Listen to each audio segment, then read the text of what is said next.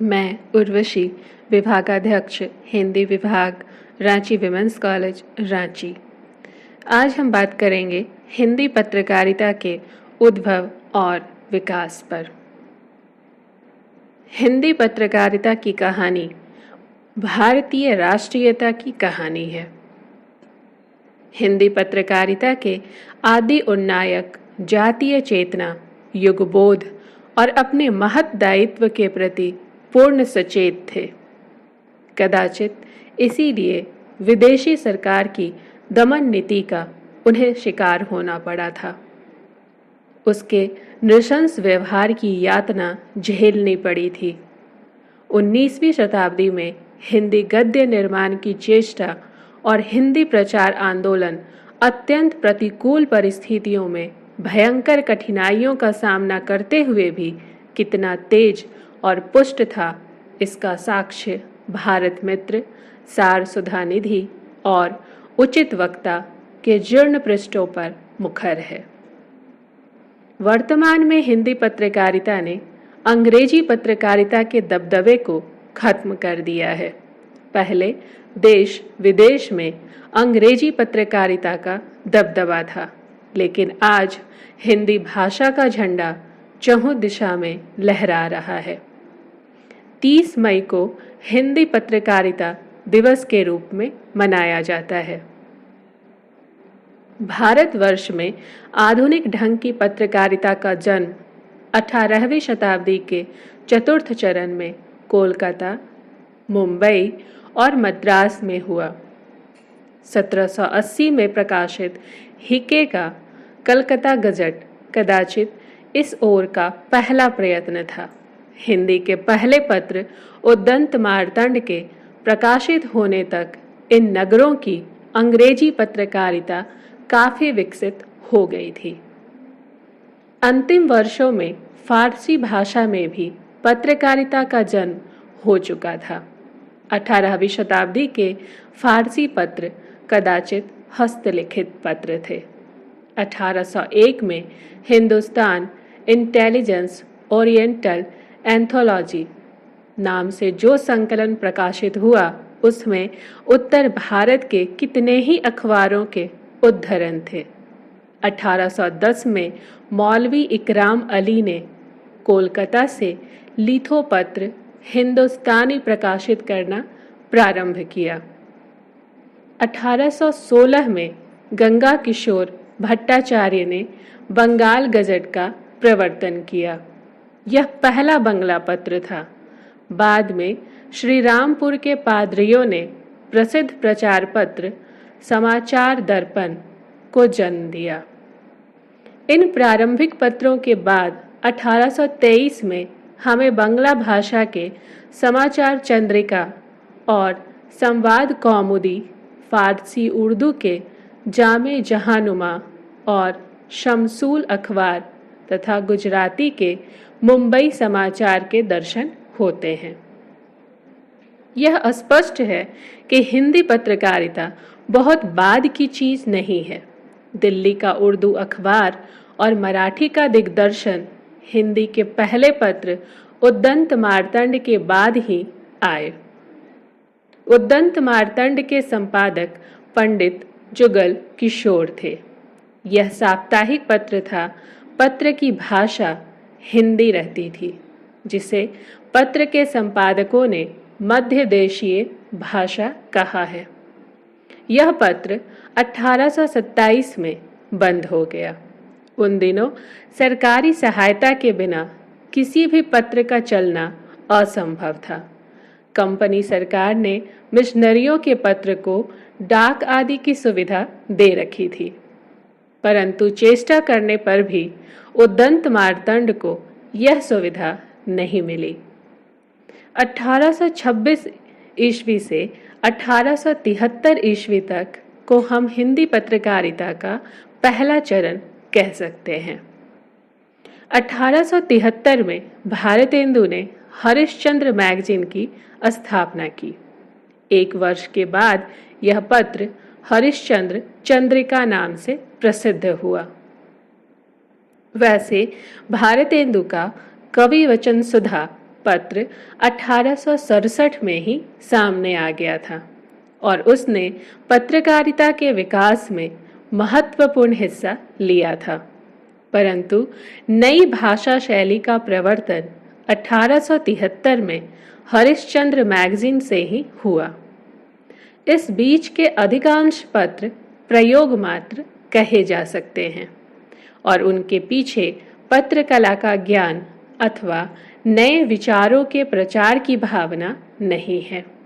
उद्दंत मार्तंड के बाद प्रमुख पत्र निम्नलिखित हैं: वंगदूत, प्रजामित्र, बनारस अखबार, मार्तंड पंचभाषीय, ज्ञानदीप, मालवा अखबार, जगतदीप भास्कर, सुधाकर, साम्यदंत मार्तंड, ग्वालियर गजट, समाचार सुधावर्षन, बुद्धि प्रकाश, दैनिक कलकत्ता, प्रजा हितैषी, सर्वहितकारक, सूरज प्रकाश, सर्वोपकारक, प्रजाहित, लोकमित्र, ज्ञान प्रदायिनी पत्रिका, तत्वबोधिनी पत्रिका, सोम प्रकाश, सत्यदीपक, ज्ञान दीपक, कवि वचन सुधा, धर्म प्रकाश, विद्या विलास, विद्या दर्श, ब्रह्म ज्ञान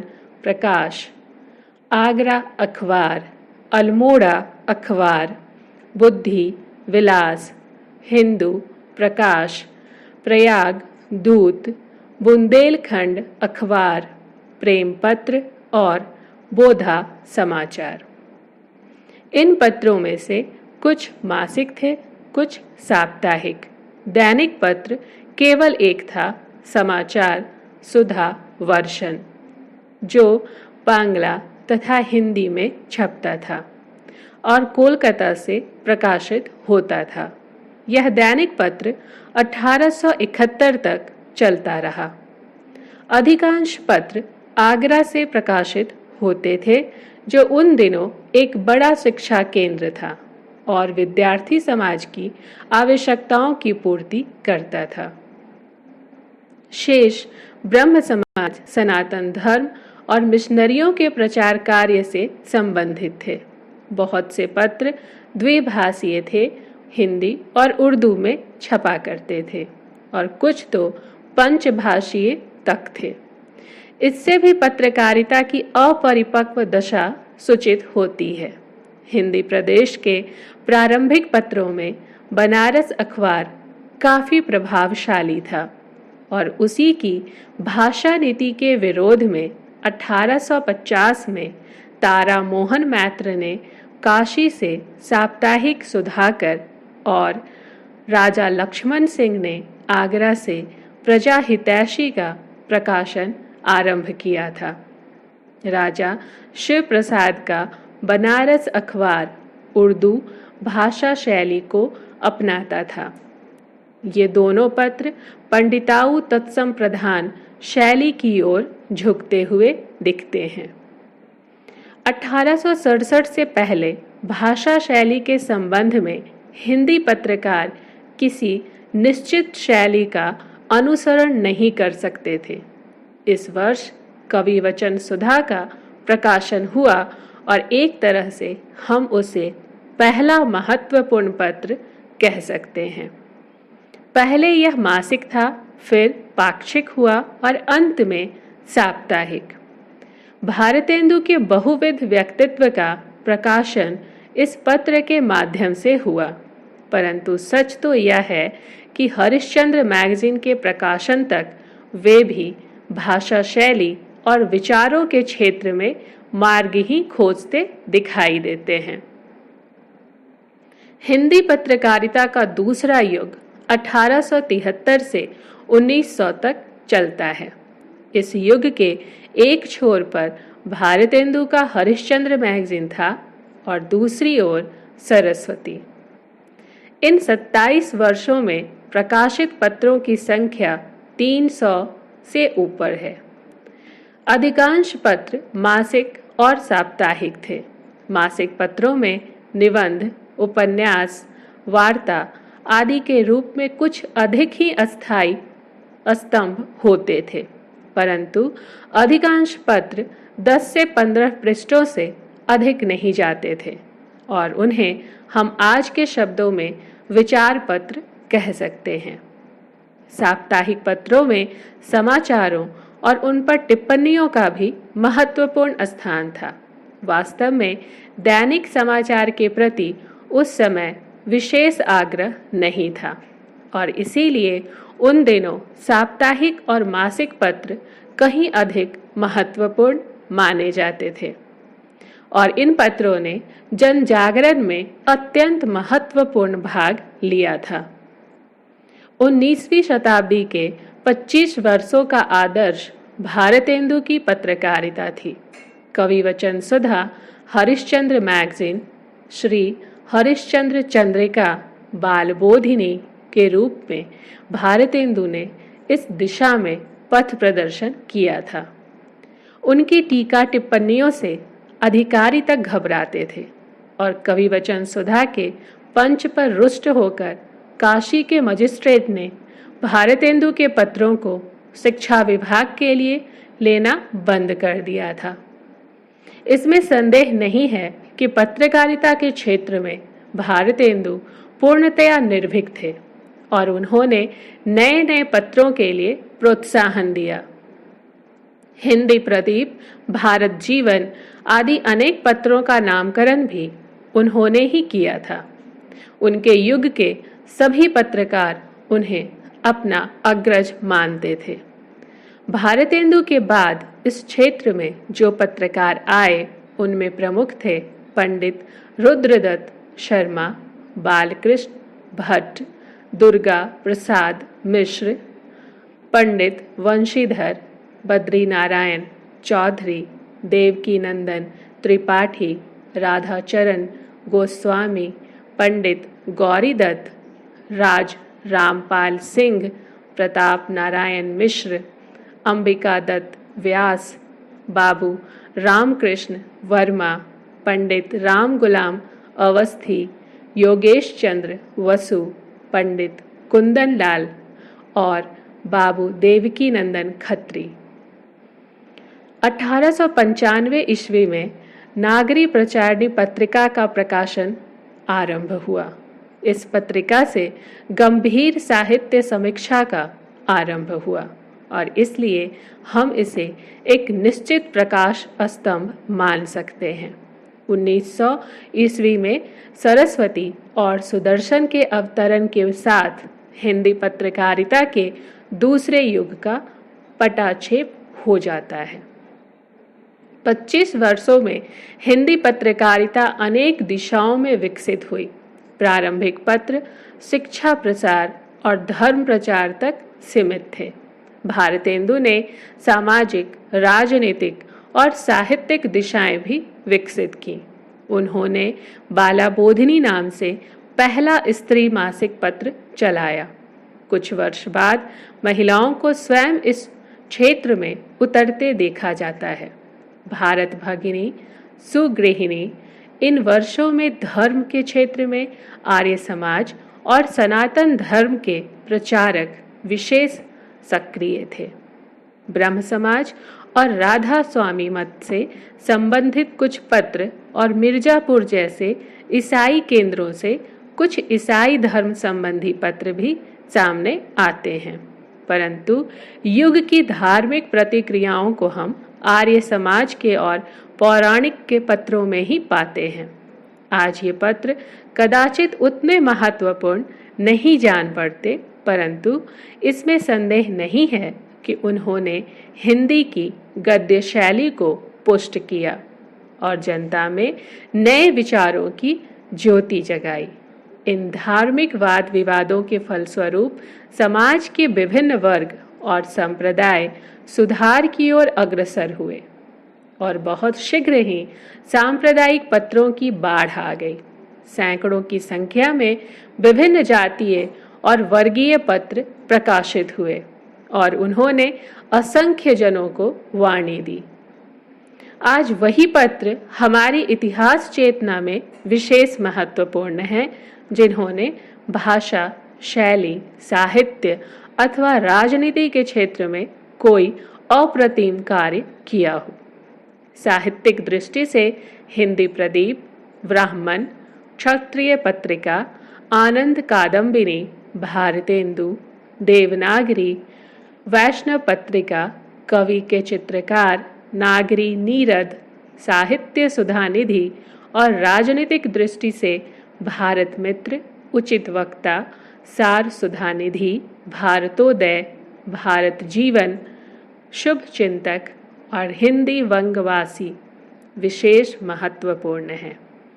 इन पत्रों में हमारे 19वीं शताब्दी के साहित्य रसिकों, हिंदी के कर्मठ उपासकों, शैलीकारों और चिंतकों की सर्वश्रेष्ठ निधि सुरक्षित है। यह क्षोभ का विषय है कि हम इस महत्वपूर्ण सामग्री का पत्रों की फाइलों से उद्धार नहीं कर सकते। बालकृष्ण भट्ट, प्रताप नारायण मिश्र, रुद्रदत्त शर्मा, अंबिका दत्त व्यास और बालमुकुंद गुप्त जैसे सजीव लेखकों की कलम से निकले हुए न जाने कितने निबंध, टिप्पणी, लेख, पंच, हास, परिहास और स्केच आज भी अलभ्य हैं। आज के पत्रकार भी उनसे बहुत कुछ सीख सकते हैं। 20वीं शताब्दी के प्रथम 20 वर्ष, 20वीं शताब्दी की पत्रकारिता हमारे लिए अपेक्षाकृत निकट है और उसमें बहुत कुछ पिछले युग की पत्रकारिता की ही विविधता और बहुरूपता मिलती है। 19वीं शती के पत्रकारों को भाषा, शैली क्षेत्र में अव्यवस्था का सामना करना पड़ा था। उन्हें एक ओर अंग्रेजी और दूसरी ओर उर्दू के पत्रों के सामने अपनी वस्तु रखनी थी। अभी हिंदी में रुचि रखने वाली जनता बहुत कम थी। धीरे धीरे परिस्थिति बदली और हम हिंदी पत्रों को साहित्य और राजनीति के क्षेत्र में नेतृत्व करता पाते हैं। इस शताब्दी से धर्म और समाज सुधार के आंदोलन कुछ पीछे पड़ गए और जातीय चेतना ने धीरे धीरे राष्ट्रीय चेतना का रूप ग्रहण किया।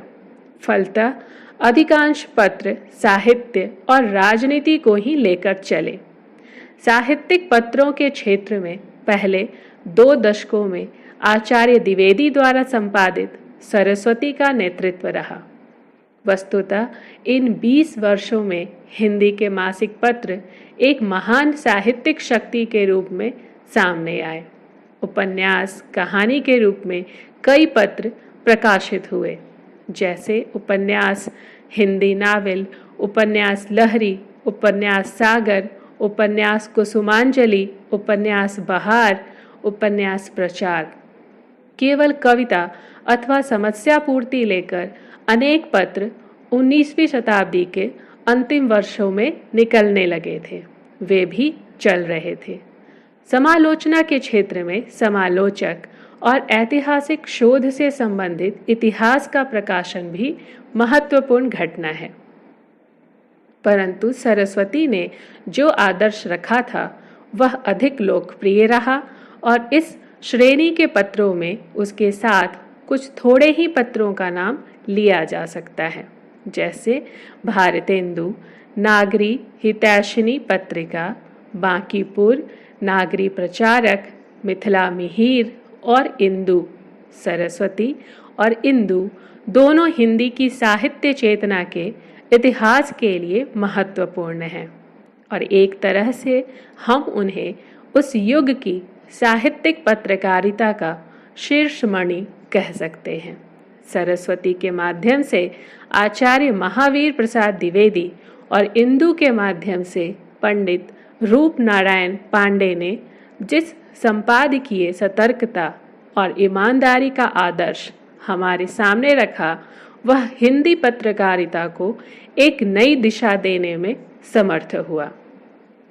राजनीतिक क्षेत्र में हिंदी पत्रकारिता को नेतृत्व प्राप्त नहीं हो सका।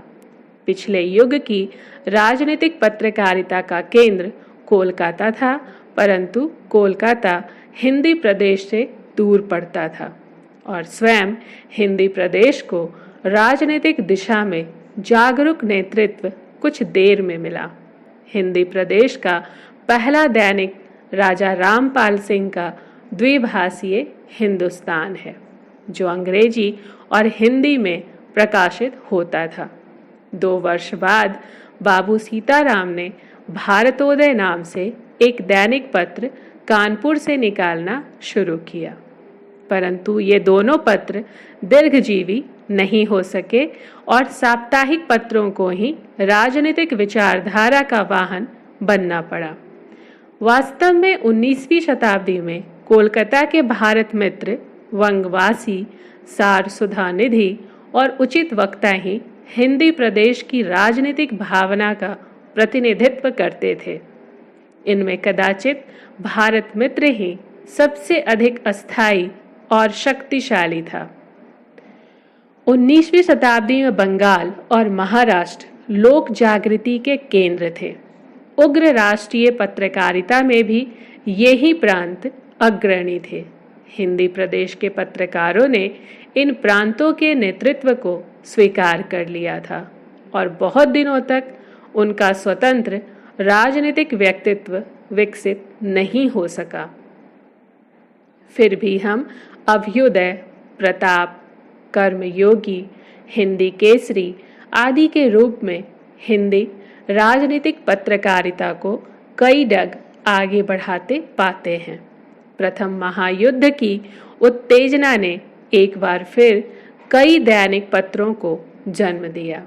कोलकाता से कलकत्ता समाचार, स्वतंत्र और विश्वामित्र प्रकाशित हुए।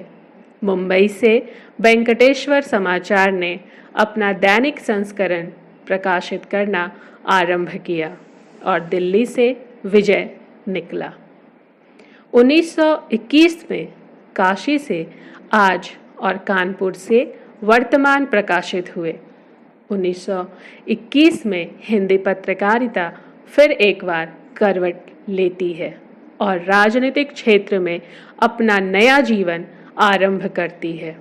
हमारे साहित्यिक पत्रों के क्षेत्र में नई प्रवृत्तियों का आरंभ इसी समय से होता है। 1921 के बाद हिंदी पत्रकारिता का समसामयिक युग आरंभ होता है। इस युग में हम राष्ट्रीय और साहित्यिक चेतना को एक साथ पल्लवित पाते हैं। इसी समय के लगभग हिंदी का प्रवेश विश्वविद्यालयों में हुआ और कुछ ऐसे संपादक सामने आए जो अंग्रेजी की पत्रकारिता से पूर्णतः परिचित थे और जो हिंदी पत्रों को अंग्रेजी, मराठी और बांग्ला के पत्रों के समकक्ष लाना चाहते थे। फलतः साहित्यिक पत्रकारिता में एक नए युग का आरंभ हुआ। राष्ट्रीय आंदोलनों ने हिंदी की राष्ट्रभाषा के लिए योग्यता पहली बार घोषित की और जैसे जैसे राष्ट्रीय आंदोलनों का बल बढ़ने लगा, हिंदी के पत्रकार और पत्र अधिक महत्व पाने लगे। गांधी जी के नेतृत्व में राष्ट्रीय आंदोलन मध्य वर्ग तक सीमित नहीं रहकर ग्रामीणों और श्रमिकों तक पहुंच गया। उसके इस प्रसार में हिंदी पत्रकारिता ने महत्वपूर्ण योगदान दिया। हिंदी पत्रकार राष्ट्रीय आंदोलनों की अग्र पंक्ति में थे और उन्होंने विदेशी सत्ता से डटकर मोर्चा लिया। विदेशी सरकार ने अनेक बार नए नए कानून बनाकर समाचार पत्रों की स्वतंत्रता पर कुठाराघात किया, परंतु जेल, जुर्माना और अनेक मानसिक और आर्थिक कठिनाइयां झेलते हुए भी हिंदी पत्रकारों ने स्वतंत्र विचार की दीपशिखा जलाए रखी। इस काल के प्रमुख पत्र स्वार्थ, माधुरी, मर्यादा, चांद, मनोरमा, समालोचक, चित्रपट, कल्याण, सुधा, विशाल भारत, त्यागभूमि, हंस, गंगा, विश्वामित्र, रूपाभ, साहित्य, संदेश, कमला, मधुकर, जीवन साहित्य, विश्व भारती, संगम, कुमार, नया साहित्य, पारिजात, हिमालय आदि हैं। वास्तव में आज हमारे मासिक साहित्य की प्रौढ़ता और विविधता में किसी प्रकार का संदेह नहीं हो सकता। हिंदी की अनेक प्रथम श्रेणी की रचनाएं मासिक पत्रिकाओं द्वारा ही पहले प्रकाश में आई थी और अनेक श्रेष्ठ कवि और साहित्यकार पत्रकारिता से संबंधित रहे हैं। जीवन और साहित्य के सभी अंगों की पूर्ति पत्रकारिता में होती है। साहित्य की प्रवृत्तियों की जैसी विकासमान झलक पत्रों में मिलती है, वैसी पुस्तकों में नहीं मिलती। वहाँ हमें साहित्य का सक्रिय, सप्राण, गतिशील रूप प्राप्त होता है। राजनीतिक क्षेत्र में इस युग में जिन पत्र पत्रिकाओं की धूम रही, वे हैं कर्मवीर, सैनिक, स्वदेश, श्री कृष्ण संदेश, हिंदू पंच, स्वतंत्र भारत, जागरण, हिंदी मिलाप, सचित्र दरबार, स्वराज्य, नवयुग, हरिजन सेवक, विश्वबंधु, नवशक्ति, योगी, हिंदू, देशदूत, राष्ट्रीयता, चिनगारी, नवज्योति, संगम, जनयुग, रामराज्य, संसार, लोकवाणी, सावधान, हुंकार और सन्मार्ग। इनमें से अधिकांश साप्ताहिक हैं, परंतु जनमन के निर्माण में उनका योगदान महत्वपूर्ण रहा है। जहाँ तक पत्रकला का संबंध है, वहाँ हम स्पष्ट रूप से कह सकते हैं कि तीसरे और चौथे युग के पत्रों में धरती और आकाश का अंतर है। आज पत्र संपादन वास्तव में उच्च कोटि की कला है। राजनीतिक पत्रकारिता के क्षेत्र में आज और उसके संपादक स्वर्गीय बाबूराव विष्णु पराड़कर का लगभग वही स्थान है जो साहित्यिक पत्रकारिता के क्षेत्र में आचार्य महावीर प्रसाद द्विवेदी को प्राप्त है। सच है कि आज ने पत्रकला के क्षेत्र में एक महान संस्था का काम किया है और उसने हिंदी को अनेक पत्र संपादक और पत्रकार दिए हैं। आधुनिक साहित्य के अनेक अंगों की भांति हिंदी पत्रकारिता भी नई कोटि की है और उसमें भी मुख्यतः हमारे मध्यवित्त वर्ग की सामाजिक, सांस्कृतिक, साहित्यिक और राजनीतिक हलचलों का प्रतिबिंब है। वास्तव में पिछले 200 वर्षों का सच्चा इतिहास हमारी पत्र पत्रिकाओं से ही संकलित हो सकता है। हिंदी में ऐसा प्रयत्न वांछनीय है कि हमें पत्रकारिता को अच्छी तरह समझना है। एक तरह से 19वीं सदी में साहित्य कही जा सकने वाली चीज़ बहुत कम है और जो है वह पत्रों के पृष्ठों में ही पहले पहल सामने आई है। भाषा शैली के निर्माण और जातीय शैली के विकास में पत्रों का योगदान अत्यंत महत्वपूर्ण रहा है, परंतु 20वीं शती के पहले 2 दशकों के अंत तक मासिक पत्र और साप्ताहिक पत्र ही हमारी साहित्यिक प्रवृत्तियों को जन्म देते और विकसित करते रहे हैं। द्विवेदी युग के साहित्य को हम सरस्वती और इंदु में जिस प्रयोगात्मक रूप में देखते हैं, वही उस साहित्य का असली रूप है। 1921 ईस्वी के बाद साहित्य बहुत कुछ पत्र पत्रिकाओं से स्वतंत्र होकर अपने पैरों पर खड़ा होने लगा, परंतु फिर भी विशिष्ट साहित्यिक आंदोलनों के लिए हमें मासिक पत्रों के पृष्ठ ही उलटने पड़ते हैं। राजनीतिक चेतना के लिए पत्र पत्रिकाएं हैं ही। वस्तुतः पत्र पत्रिकाएं जितनी बड़ी जनसंख्या को छूती हैं, विशुद्ध साहित्य का उतनी बड़ी जनसंख्या तक पहुंचना असंभव है। 90 के दशक के बाद भारतीय भाषाओं के अखबारों हिंदी पत्रकारिता के क्षेत्र में अमर उजाला, दैनिक भास्कर, दैनिक जागरण आदि के नगरों कस्बों से कई संस्करण निकलने शुरू हुए। जहां पहले महानगरों से अखबार छपते थे, भूमंडलीकरण के बाद आई नई नीति, बेहतर सड़क और यातायात के संसाधनों की सुलभता की वजह से छोटे शहरों कस्बों से भी नगर संस्करण का छपना आसान हो गया। ग्रामीण इलाकों, कस्बों में फैलते बाजार में नई वस्तुओं के लिए नए उपभोक्ताओं की तलाश भी शुरू हुई। हिंदी के अखबार इन वस्तुओं के प्रचार प्रसार का एक जरिया बनकर उभरे हैं। अखबारों के इन संस्करणों में स्थानीय खबरों को प्रमुखता से छापा जाता है। इससे अखबारों के पाठकों की संख्या में बढ़ोतरी हुई। मीडिया विशेषज्ञ इसे हिंदी की सार्वजनिक दुनिया का पुनर्आविष्कार कहते हैं। प्रिंट मीडिया ने स्थानीय घटनाओं के कवरेज द्वारा जिला स्तर पर हिंदी की मौजूद सार्वजनिक दुनिया का विस्तार किया है और साथ ही अखबारों के स्थानीय संस्करणों के द्वारा अनजाने में भी इसका पुनर्आविष्कार हुआ है। 1990 में राष्ट्रीय पाठक सर्वेक्षण की रिपोर्ट बताती थी कि 5 अखबारों में हिंदी का केवल एक समाचार पत्र हुआ करता था। अब पिछले सर्वे ने साबित किया है कि हम कितनी तेजी से आगे बढ़ रहे हैं। 2010 में सबसे अधिक पढ़े जाने वाले 5 अखबारों में 4 हिंदी के हैं। एक उत्साहजनक बात और है कि जिन 42 शहरों में सबसे तेजी से उभरता हिंदी पत्रकारिता माना गया है, उनमें से ज़्यादातर हिंदी हृदय प्रदेश के हैं। मतलब साफ है कि अगर पिछले 3 दशक में दक्षिण के राज्यों ने विकास की जबरदस्त पींगे बढ़ाई, तो आने वाले दशक हम हिंदी वालों के हैं।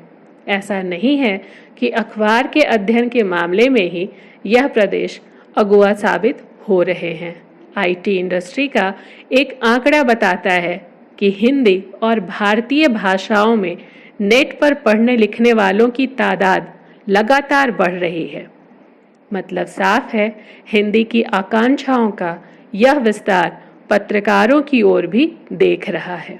प्रगति की चेतना के साथ समाज की निचली कतार में बैठे लोग भी समाचार पत्रों की पंक्तियों में दिखने लगे हैं।